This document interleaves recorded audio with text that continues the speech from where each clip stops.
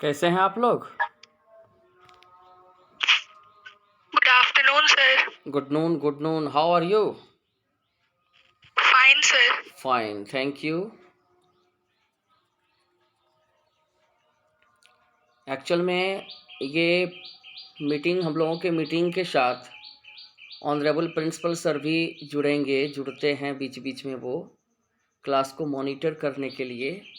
तो उन्होंने कुछ इंस्ट्रक्शंस दिए हैं, चैट बॉक्स में जा कर के आप लोग अपना नाम, क्लास, रोल नंबर लिख देंगे। ये काम कर लेना है।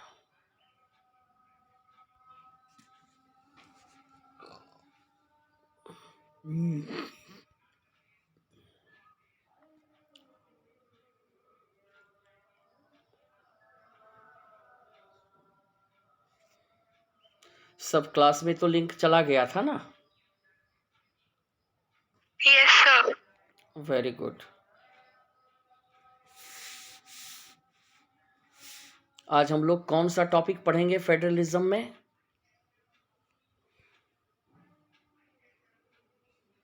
सर, पिछले क्लास में आपने विकेंद्रीकरण डिस्कस कर दिया था। हाँ, विकेंद्रीकरण डिस्कस किया था, लेकिन विकेंद्रीकरण का एक महत्वपूर्ण फैकल्टी, एक महत्वपूर्ण पार्ट जो बचा स्थानीय सरकार। हाँ, वो है स्थानीय सरकार। तो शुरू कर दिए थे हम लोग, लेकिन उसमें फिर एक चीज़ और है, और वो है पंचायती राज सिस्टम, जो हमारे फेडरलिज्म का बेस है। आज हम लोग डिसेंट्रलाइजेशन को अलग अलग फिगर्स, मैंने अलग अलग पोस्टर आपके लिए आज बनाए हैं, और उन सभी पोस्टर्स को हम डिस्कस करेंगे, आपको भी डिस्प्ले करेंगे इसी जूम मीटिंग में। जो भी भैया बहन क्लास ज्वाइन कर रहे हैं, those who are continuously joining the class, I am repeating it, जो भैया बहन क्लास को ज्वाइन कर रहे हैं, उन सबों से आग्रह है कि ऑनरेबल प्रिंसिपल सर हमारे क्लास को मॉनिटर कर रहे हैं, पूरे क्लास की रिकॉर्डिंग हो रही है, इसलिए आप चैट बॉक्स में जा कर के गुड मॉर्निंग, सर। हाँ, गुड मॉर्निंग। चैट बॉक्स में जा कर के आप अपना नाम, क्लास और रोल नंबर ज़रूर लिख देंगे। ये पूरे क्लास की रिकॉर्डिंग हो रही है, शायद आपको स्क्रीन पर पता भी चल रहा होगा। तो आप ऐसा ही करेंगे कि चैट बॉक्स में जा कर के आप अपना नाम, क्लास और रोल नंबर लिख देंगे। अब हम लोग आते हैं, हम आपको ब्रीफिंग शुरू करते हैं अभी मोटे तौर पर, और विभिन्न राइटिंग में और डिफरेंट क्वेश्चंस के द्वारा मैंने आपको बहुत सारी सामग्रियां पिछले क्लासेस में दी। अभी गीतांजलि ने बहुत अच्छा बात कहा कि हम लोग विकेंद्रीकरण में स्थानीय सरकार पढ़ रहे थे। तो वेरी गुड, आपको पूरा सब कुछ वेल मेमोराइज है, इट इज़ वेरी प्लेजरफुल। और जो भैया बहन क्लास में जुड़ते हैं, दे आर वेरी ऑनरेबल, आप लोग बहुत जिज्ञासु हैं। तो उस जिज्ञासा को और ज़्यादा सैचुरेट करने के लिए हम लोग आज स्थानीय सरकार के इम्पोर्टेंस को देखने के बाद आज पंचायती राज सिस्टम को देखेंगे। लेकिन विकेंद्रीकरण को और अच्छे तरीके से समझने के लिए हम आपके पास आज 3 पोस्टर लाएंगे। 3 चीज़ें मैंने बनाए हैं, इसको मैंने खुद से बनाया है, तो जिससे कि आपको बहुत अच्छे से फ़ायदा हो सके। वो हम लोग सारे बोर्ड एग्जामिनीज हैं, और सब कुछ आपको ठीक ठीक समझ में आ जाए। हालांकि हम इसको 2 मिनट देर से शुरू करेंगे, देखते हैं कितने भैया बहन और क्लास में जुड़ते हैं, जिससे उनका ये मिस नहीं हो जाए। अब लोकल सिर्फ गवर्नमेंट को हम लोग इस तरह से भी समझ सकते हैं कि स्थानीय सरकार का जो कॉन्सेप्ट है, उस कॉन्सेप्ट को तो हम लोग देख चुके कि भाई ग्रामीण स्तर का एक लोकल से बॉडीज़ होता है, और अर्बन स्ट्रक्चर का एक लोकल बॉडीज होता है। लेकिन हमारी आत्मा जो संघवाद की बसती है, हाँ, the soul of our federal system just lies with in the Panchayati Raj system.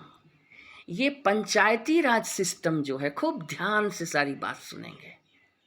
Panchayati Raj system इसलिए ज़्यादा प्रभावी है और इम्पोर्टेंट हो जाता है विकेंद्रीकरण की प्रक्रिया में, क्योंकि भारत गांवों का देश है। India is a country of villages. तो 70% of the total population live there.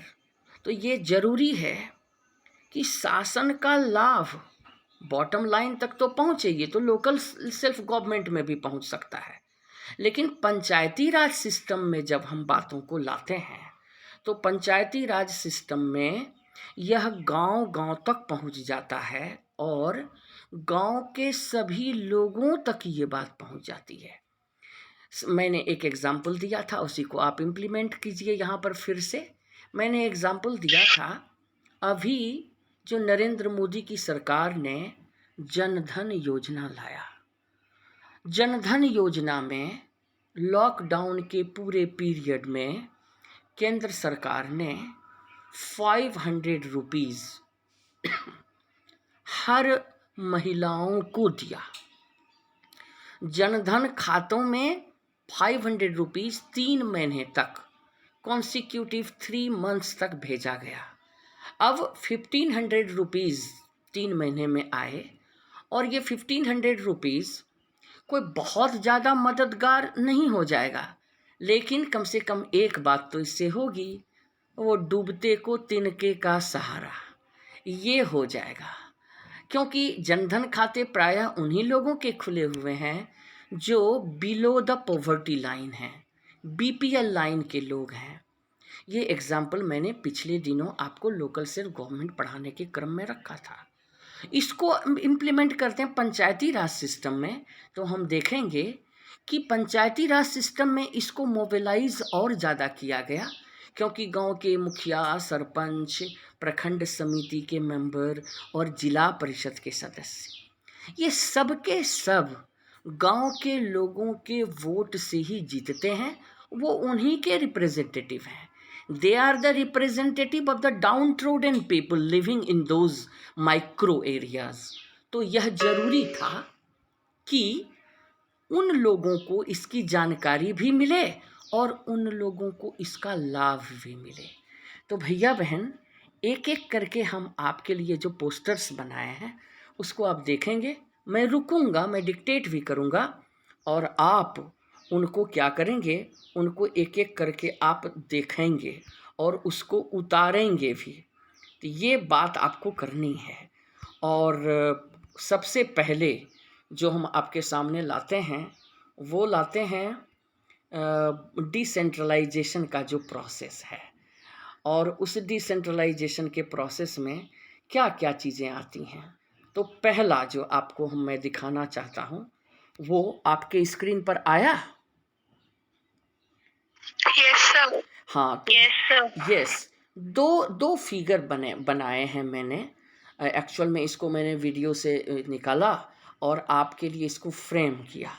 तो पहले में आप देखेंगे, आपको जब विकेंद्रीकरण पर कोई क्वेश्चन लिखने आएगा तो आप ये फिगर ज़रूर बनाएंगे।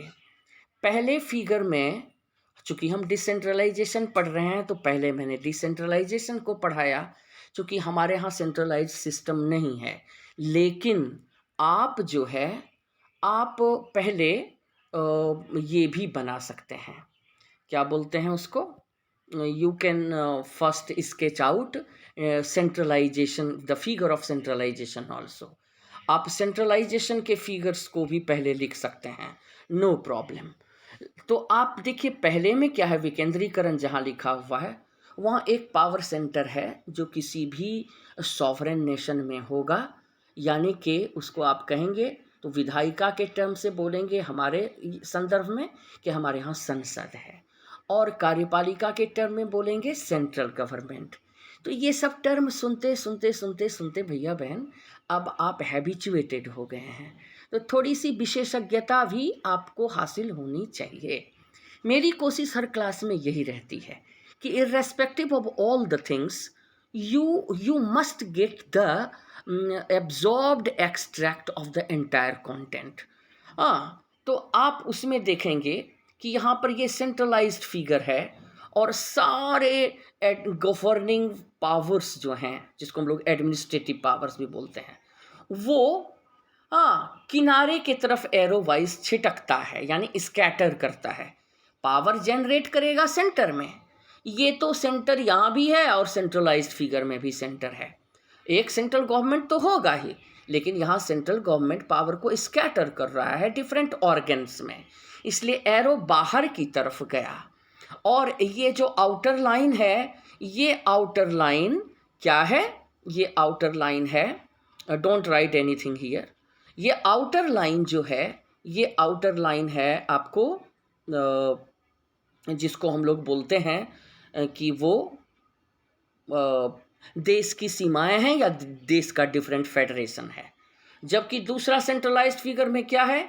एरोज जो हैं वो एरो सेंटर की तरफ हैं, और सेंटर के तरफ आने के बाद वहाँ पर हम लोग देख रहे हैं कि पावर्स, गवर्निंग पावर्स कॉन्सेंट्रेटेड हो रहे हैं, यानी बाहर से वो पावर सेंटर की तरफ कॉन्सेंट्रेट कर रहा है। तो इस तरह हम देखते हैं दोनों फिगर को बना करके आमने सामने और तुलना करके हम देखेंगे। तो आप ये पहला फिगर हो गया। दूसरा, जो भी भैया बहन आते हैं क्लास में वो समय पर आएंगे तो ज़्यादा हम लोग उसको यूटिलाइज कर सकेंगे समय को। अब इस फिगर को अगर हम हटा दें तो स्टॉप शेयरिंग इसको हम लोग करते हैं। फिर दूसरा एक फिगर हम लोग लाते हैं, और वो दूसरा फिगर क्या है? दूसरा फिगर है, I am just bringing before you, कि दूसरा फिगर है अब कुछ लोग आ रहे हैं तो पहले उसको देख लें।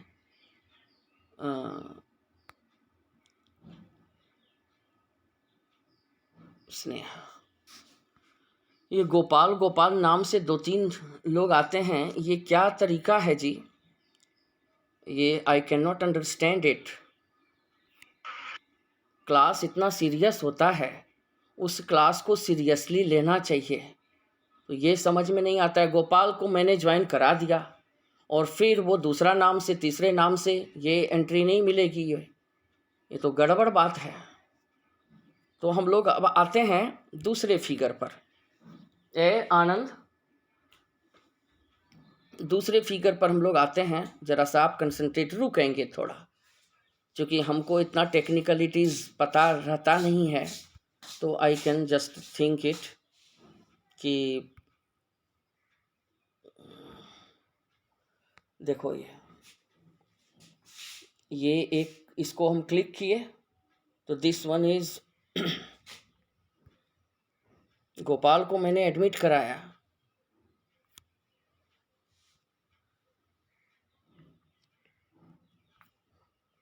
हेलो गोपाल, गोपाल जी अच्छा जी। हाँ जी तुम, अच्छा जी। हाँ तुम इतने अच्छे, तुम पर इतना भरोसा करते हैं हम। और देखो भैया, बोर्ड एग्जामिनेशन देना है, अभी स्कूल को रिज़ल्ट बनाने पड़ रहे हैं, आपके साथ भी वही स्थिति शुरू हो चुकी है। तो क्लास ऑपरेट करने में देखिए, हम पूरी मेहनत से 2-3 पोस्टर्स आज तैयार किए हैं। ये आप ही लोगों के लिए इतना मेहनत करते हैं, और आप बहुत रिस्पॉन्सिबल लड़का है, आपको मैं बहुत स्नेह भी करता हूँ।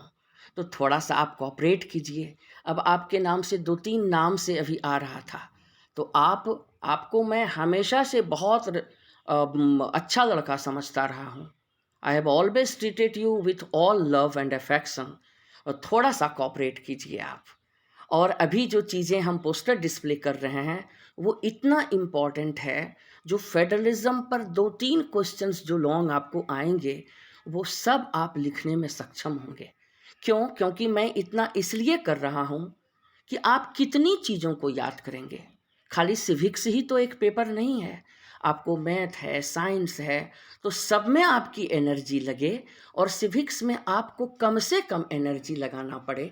इसलिए आपसे ज़रूरी है कि आप इन चीज़ों को खूब बढ़िया से देखिए। तो हम समझते हैं कि आप हमको कोऑपरेट करेंगे। ये शैलेंद्र, हाँ जी ठीक है। ये शैलेंद्र कुमार सिंह कौन है, किसके सेक्शन में है ये? जितने भैया बहन बैठे हुए हैं हमारे, ये शैलेंद्र कुमार सिंह किन्हीं के सेक्शन में हैं? ये हाँ, तो ये हाँ, ये अलग अलग नाम से, गोपाल तुम भी इसको देखोगे कि अपने सहपाठियों को बोलोगे कि क्लासेस में बहुत एनर्जी लगती है और इस एनर्जी को एब्जॉर्व करने के लिए ही सारे भैया बहन आते हैं, तुम भी आते हो। तो तुमको अभी दोपहर में सब लोग आराम कर रहा है और हम लोग पढ़ रहे हैं, उसका पूरा फायदा मिले, ठीक है? Yes sir. हाँ, वेरी गुड।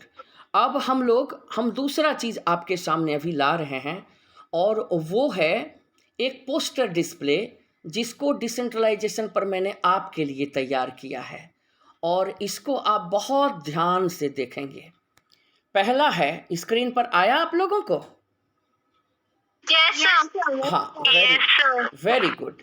तो पहला आप देखिए कि विकेंद्रीकरण का बहुत ही शॉर्टेड डेफिनेशन दिया हुआ ऊपर में, कार्यपालिका या प्रशासनिक शक्तियों का त्रिस्तरीय विभाजन ही विकेंद्रीकरण है, यानी कि फ्रैगमेंटिंग एग्जीक्यूटिव पावर्स ऑब्वियसली इन 3 टायर सिस्टम। इस पर आप कुछ लिखेंगे नहीं, लिखेंगे तो फिर हमको प्रॉब्लम होगा, ठीक है? आप बाद में, ये तो आपको मैं फ़ोटो भी इसका भेजूंगा।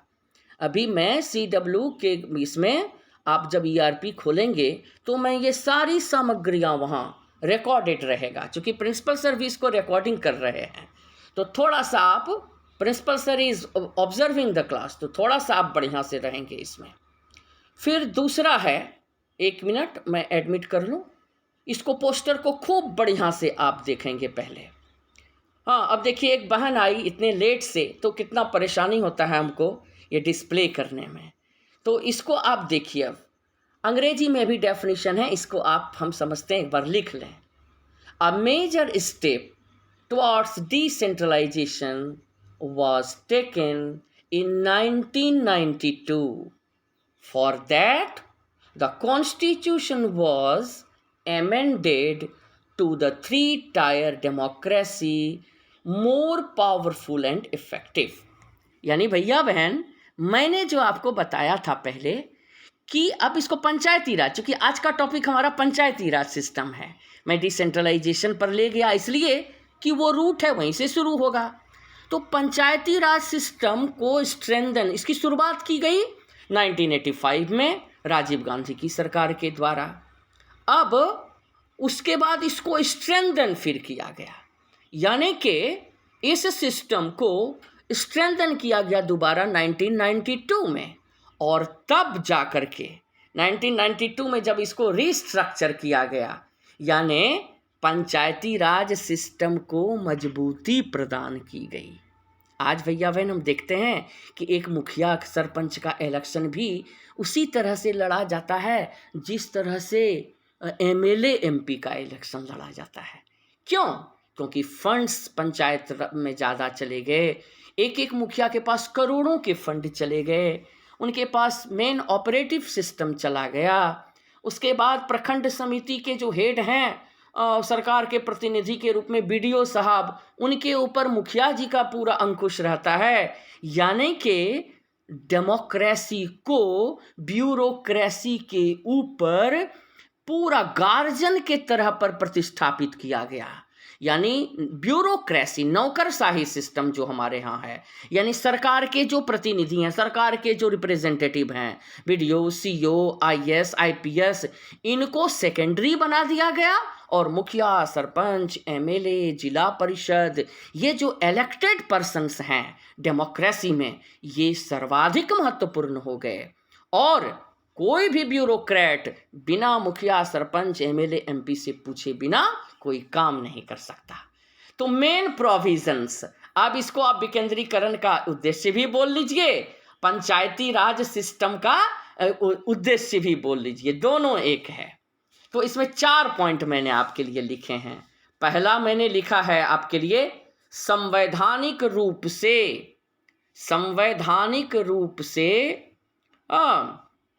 क्या है, स्थानीय स्वशासनिक इकाइयों का नियमित अंतराल पर चुनाव कराना अनिवार्य किया गया।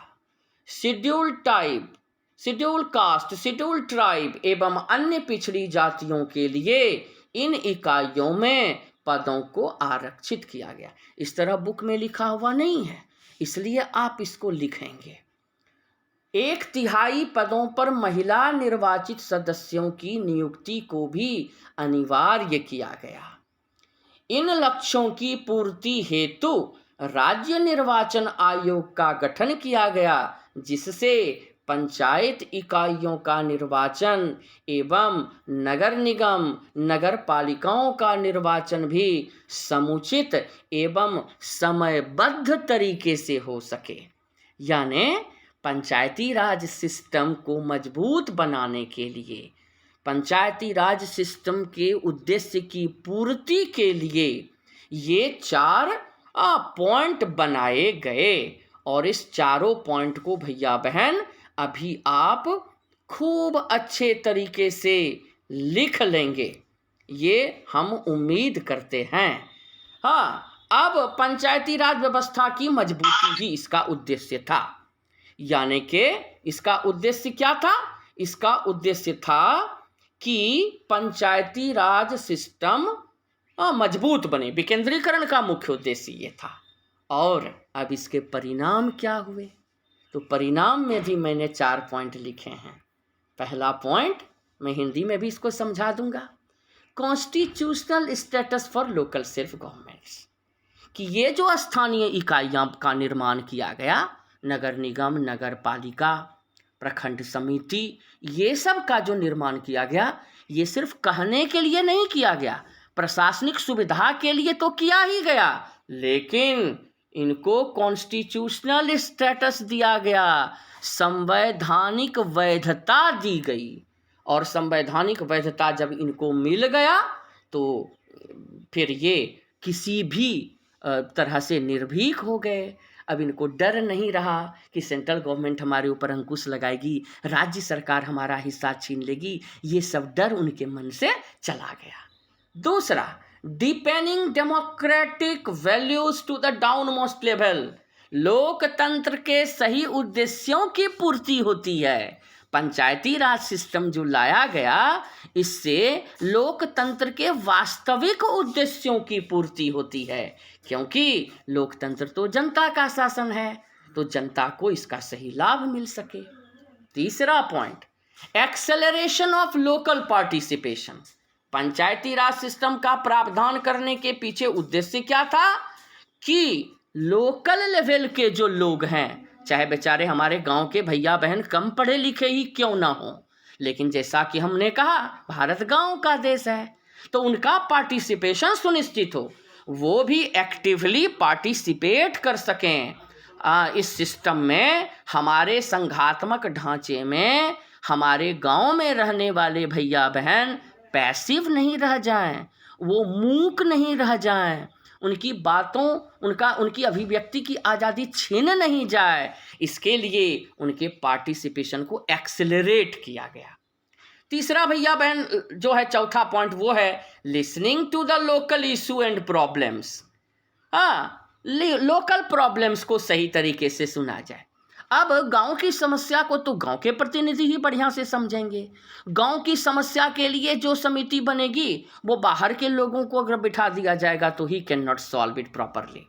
और लास्ट में जो भैया बहन है, वो है सॉल्विंग, ये कट रहा है, इसको हम सुधार करके आपको फिर भेज देंगे। इसमें भी वही है इस पॉइंट में कि solving result oriented, solving the problems result orientedly, यानी खाली प्रॉब्लम्स को सामने ही नहीं लाया जाए। इसीलिए तो आप देखिए कि मुखिया जी आम सभा का मीटिंग लेते हैं 1 सप्ताह में, 1 महीने में, यानी पंचायत समिति के लोग महीने में एक बार निश्चित रूप से बैठते हैं, जिससे कि समस्याएं आएं, लेकिन उन समस्याओं का निराकरण भी जल्दी हो जाए। ये नहीं कि समस्या पर समस्या आते जाए और फिर उनका निराकरण नहीं हो। तो इसके लिए जो है ये बातें लाई गई। तो भैया बहन अब जो है हम लोग देखेंगे कि किस तरह से जरा सा इसको ये कप अब एक फिगर और आपके पास मैं ला रहा हूँ, और वो फिगर है सबसे ऊपर में केंद्र, राज्य, जिला, प्रखंड और पंचायत। ये फिगर है तो बहुत छोटा, लेकिन सबसे इम्पोर्टेंट है। तो भैया बहन इसको आप जल्दी से स्केच आउट कर जाएं अपनी कॉपी में। सब भैया बहन इसको स्केच कर लेंगे।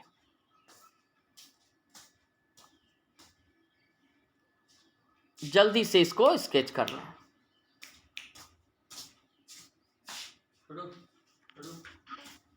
सब लोग कर रहे हैं? Hello, yes sir. हाँ, इसको जल्दी से बना लीजिए। वापस हम अभी स्टे किए हुए हैं। आप इसी तरह का त्रिकोणात्मक फिगर त्रिभुज बना करके पंचायत, ऊपर में प्रखंड, जिला, राज्य और केंद्र। वापस भूल रहा के लिए सर आपने विकेंद्रीकरण वाला फोटो बड़ा किया हुआ है, इसलिए पूरा अच्छे से नहीं दिख रहा। अच्छा, ठीक है, अब दिख रहा है? नो सर नहीं दिख रहा है। अच्छा, कौन सा वीडियो? कौन सा दिखाना है, मतलब कि विकेंद्रीकरण वाला पोस्टर वाला हाँ, जो अब दिख रहा है। ये ना अब दिख रहा है सर। अब दिख रहा है? अच्छा,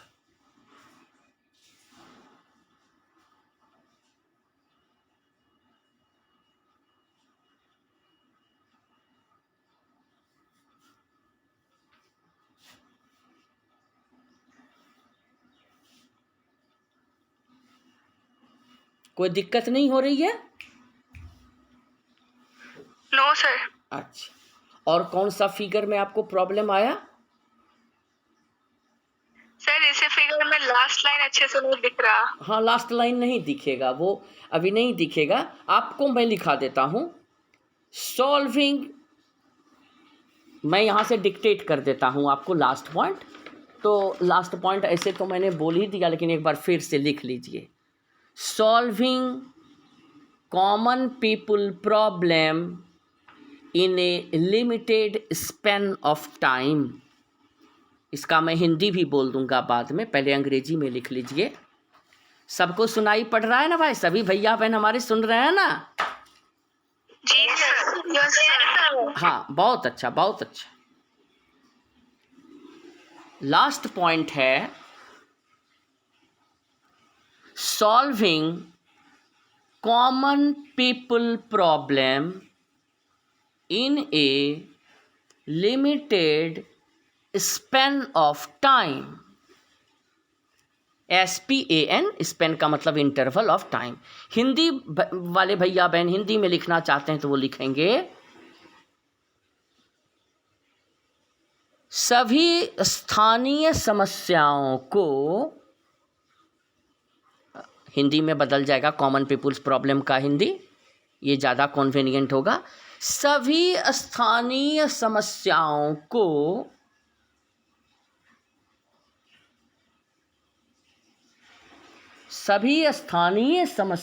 को सब लोग लिख रहे हो? गोपाल लिख रहे हो ना? यस आचार्य। Very good. ये सामग्री और कहीं नहीं मिलेगी। हम दावा तो नहीं करते हैं, but I labour hard for you. विकेंद्रीकरण पर कोई क्वेश्चन देगा और 2 क्वेश्चन विकेंद्रीकरण पर रहेंगे, एक 3 नंबर का और हो सकता है एक 5 नंबर का। तो आप इन सभी चीज़ों को, पंचायती राज सिस्टम पर 3 नंबर का या 2 नंबर का क्वेश्चन रहेगा। चूँकि भैया बहन इतनी तैयारी इसलिए ज़रूरी है क्योंकि इस बार भी हम लोगों को 4 ही चैप्टर पढ़ना है।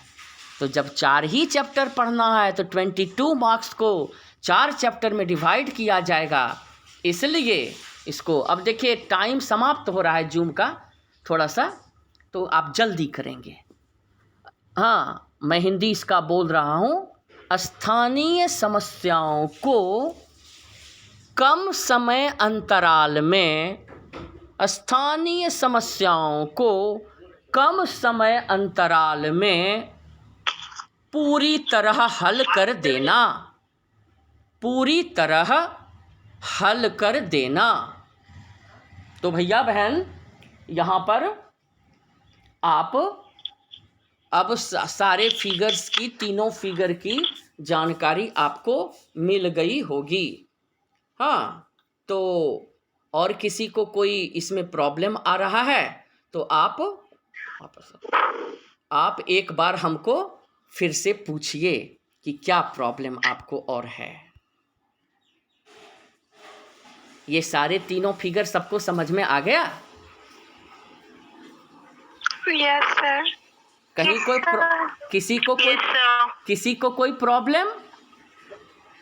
No sir. No sir. तो अब हम आपको HW देंगे और HW कॉपी में ये सारे फिगर्स आपको खूब बढ़िया से लिखा हुआ होना चाहिए, क्योंकि 7 जून से परीक्षा मोस्ट प्रोबेबली होगी और उसमें इस पर आधारित प्रश्न निश्चित रूप से रहेंगे।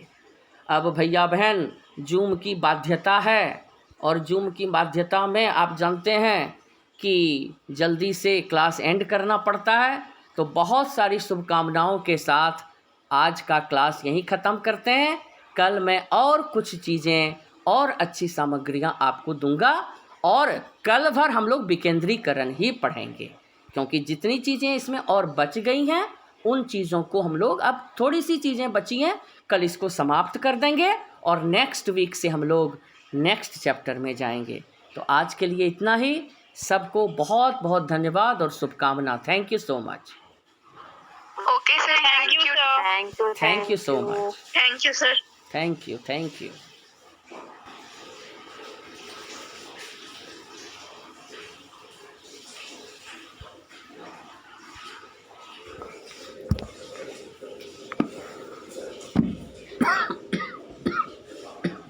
बाबू हम हाँ हाँ हाँ हाँ एंड मीटिंग कर